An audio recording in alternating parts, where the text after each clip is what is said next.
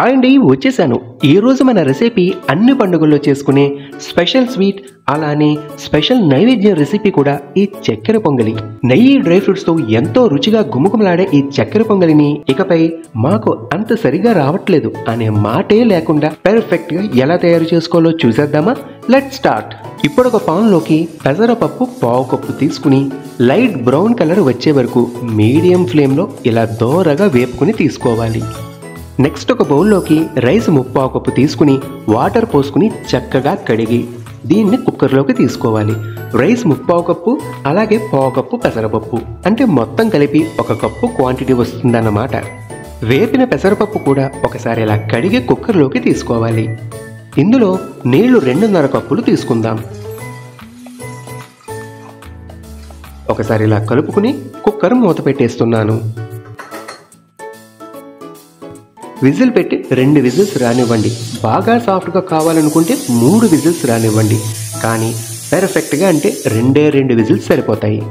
ఇప్పుడు వేరొక పాన్లో 1.25 కప్పుల బెల్లం పొడిని తీసుకోవాలి. స్వీట్ కొంచెం తక్కువ కావాలంటే 1 కప్పు తీసుకోండి. ఇప్పుడు పావు కప్పు వాటర్ని యాడ్ చేసుకుని మీడియం ఫ్లేమ్లో బెల్లం కరిగి కొంచెం చిక్కపడితే చాలు. చూడండి, ఇది పెర్ఫెక్ట్ కన్సిస్టెన్సీ. ఇలా ఉంటే సరిపోతుంది. నెక్స్ట్ ఒక కడాయిలో నెయ్యి 2 టేబుల్ స్పూన్లు తీసుకుని కొంచెం కరిగి వేడెక్కాక ఒక పావు కప్పు ఎండు కొబ్బరి ముక్కలను తీసుకుని మీడియం ఫ్లేమ్లో 1 నిమిషం పాటు వేపుకోవాలి. ఇప్పుడు ఇందులోనే ఒక 20 జీడి పలుకుల్ని కూడా వేసుకుని ఫ్రై చేసుకోవాలి. ఇవి ఇలా లైట్ గోల్డెన్ బ్రౌన్ కలర్లోకి వచ్చాక 1 టేబుల్ స్పూన్ కిస్మిస్లు వేసుకుని లో ఫ్లేమ్లో అవి కొంచెం పొంగి గోల్డెన్ బ్రౌన్ కలర్లోకి వచ్చే వరకు వేపుకుని స్టవ్ ఆఫ్ చేసుకుని తీసుకోవాలి. ఇప్పుడు కుక్కర్లోకి బెల్లం పాకాన్ని స్ట్రైనర్తో స్ట్రెయిన్ చేస్తూ పోసేయండి. ఇప్పుడు కూడా మీడియం ఫ్లేమ్లోనే బెల్లం పాకంలో రైస్ని కొంచెం ఉడకనివ్వాలి. మనం రైస్కి 2 విజిల్స్ మాత్రమే రానిచ్చాం కాబట్టి 80% వరకు కుక్ అయి ఉంటుంది. మిగతా 20% ఈ పాకంలో కుక్ చేస్తామన్నమాట. ఇలా నెమ్మదిగా కలుపుతూనే ఉండాలి.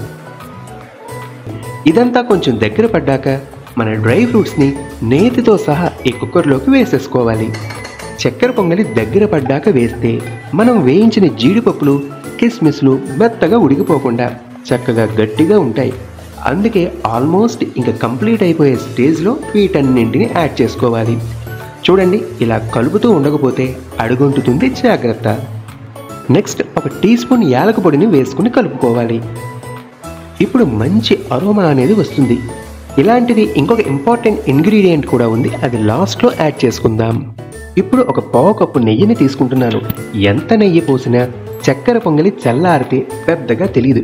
ఎందుకంటే చల్లారితే నెయ్యి పేరుకుపోతుంది, అలాగే మన రైస్ కూడా అబ్జార్బ్ చేసేసుకుంటుంది. కాబట్టి బాగా నెయ్యి కనపడాలంటే సర్వ్ చేసే ముందు చక్కెర పొంగల్ని, నేతిని కొంచెం వేడి చేసి కలుపుకోండి. అప్పుడు నెయ్యి కారుతూ చక్కెర పొంగల్ని తిన్న ఫీలింగ్ వస్తుంది. ఫైనల్గా ఒక చిటికెడు చాలా తక్కువ మోతాదులో పచ్చికర్పూరం వేసుకుని కలుపుకోవాలి. దీనివల్ల మన చక్కెర పొంగలికి ఒక డిఫరెంట్ ఫ్లేవర్ అనేది వస్తుంది. ఇలా చేసి చూడండి, నెక్స్ట్ లెవెల్ అద్దరిపోయే రుచికరమైన చక్కెర పొంగలి పెర్ఫెక్ట్గా వచ్చి తీరుతుంది. ఇప్పుడు నైవేద్యానికి మన చక్కెర పొంగలి ప్రసాదం రెడీ. అంతేనండి. మరి మా రెసిపీ నచ్చితే వీడియోని లైక్ చేసి మర్చిపోకుండా ఛానల్ని సబ్స్క్రైబ్ చేసుకోండి. మీ సజెషన్స్ని, కామెంట్ సెక్షన్లో పోస్ట్ చేయండి.